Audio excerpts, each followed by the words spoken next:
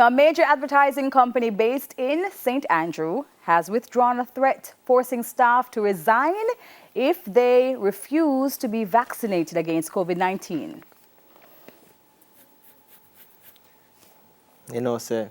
You going to take it first? Yeah, because I said this to somebody before. This was almost inevitable.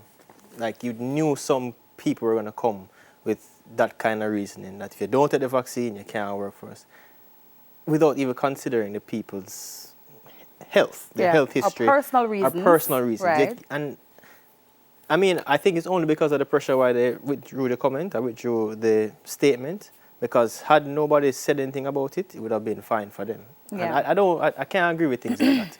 If you're going to force your employees to take something that you're not sure about, they're not sure about, it is unfair. Yeah. And I personally wouldn't want to work for you. Yeah, I think it's a little unreasonable. It's very unreasonable, again, because of the personal decision. I mean, we all know that it's still in the very experimental stages, yet still we understand that so far this has been the only thing that has been put on the table to really help with coping, not a cure, but coping with COVID-19, because it still doesn't block you from getting it even after you've taken it. Yeah. So, you know, I think it's really unreasonable to ask somebody, especially when it's not a thing where it's from a national level that says everybody must take it or else. Yeah, and, and even so, is physical distancing not working? Wearing your mask, sanitizer, has it not been working? Which you're told you still have to do. Yeah, even after taking the vaccine. And you have to limit the workplace cluster, all of that. So if we're still doing that, why do you have to force people? Or work from home. Or work from home. Yeah. You know? It's a little unreasonable. Yeah. All right, so frustration is mounting in the ruling Jamaica Labour Party over the handling of allegations of domestic abuse, stalking its embattled first-time lawmaker from Westmoreland, George Wright. Debbie? Why?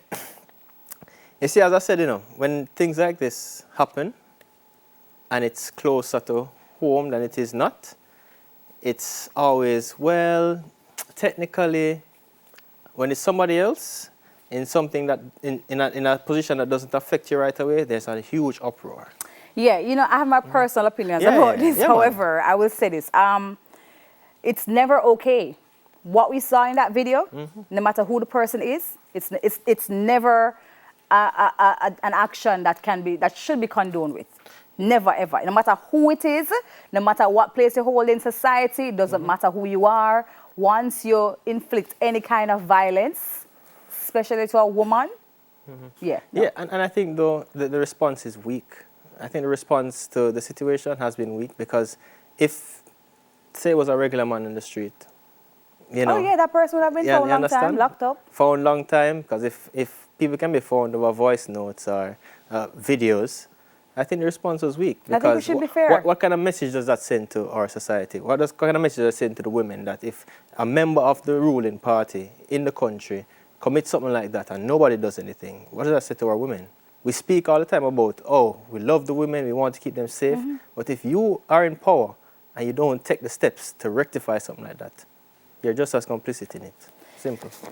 Yeah, as I say, I have my own personal thoughts on this. It's sad.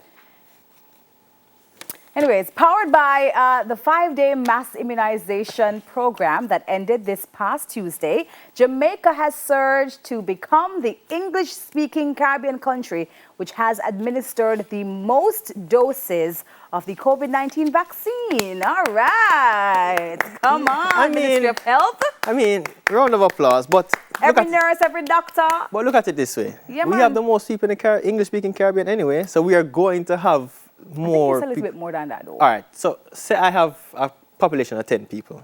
You have a population of 100. I vaccinate one person, you vaccinate 10. You vaccinated more than I have. I get the number thing, though, extol. But I'm just saying. No, but you know what you need to look at as well. I think it's with information that we have been giving to people. People are feeling a little bit more comfortable in saying yes because they could have said no. Yeah, because you know what I mean. They could have said no, and some persons are still saying no. Yeah, of course. And I remember when they said they need this massive marketing campaign to get people to take the vaccine. I mean, people out here in the numbers. I saw Arena, I saw St. Joseph's. Oh yeah, those numbers are crazy. Like it was almost like a party. I saw a picture in the Arena, and I said, if if in the arena could look like that, I don't see why certain events can't keep. I mean, I saw people shoulder to shoulder, you know,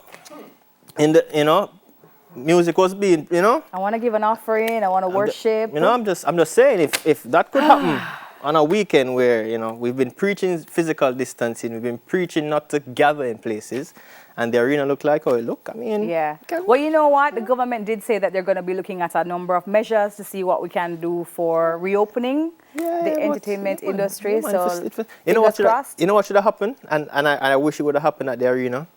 A jerk chicken man or two. Listen, and a peanut man, a nuts man, and go round. 2 food truck. I would have loved to see that. I would have loved to see that, you know, because it would give people opportunities to earn some money. Yeah, that's true. You know, because I know people up there hungry and I feel wait. Yeah. All right. Well, you understand? A little DJ. Yeah. You don't know? Little DJ. Yeah. They had a saxophonist inside there. They had a soldier. From the JDF. Well, you know, DJ can look, you know, narrative.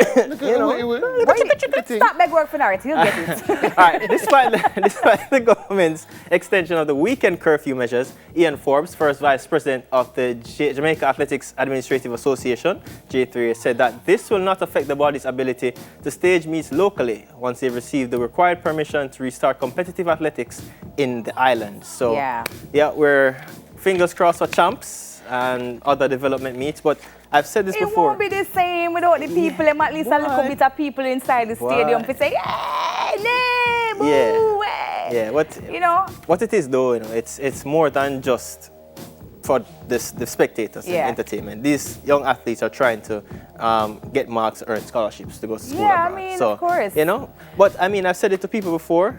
I've been to track meets, you know, and I've seen how they operate. There's no, I mean, COVID-19 will spread, but they have some strict measures. Oh yeah, they do. They absolutely do. I almost You know what I'm thinking, Dodi? They could actually get the producers for Fame Frequency to line up some screens there, have people zoom in, have people zoom in to be a part of, you know, the whole thing, and put them up on the screen. So you can call the producers for Fame Frequency. I tell you. J3, there's so much that can be done. They have the link. Lots, Debbie have the link. Link Debbie. Link them. And if you want a DJ for the event, Narrative. link Narrative. Oh, for all the clarity. Okay, all right, no problem. Batting for you, my friend. Well, that's it, guys. That's it for our trending topics.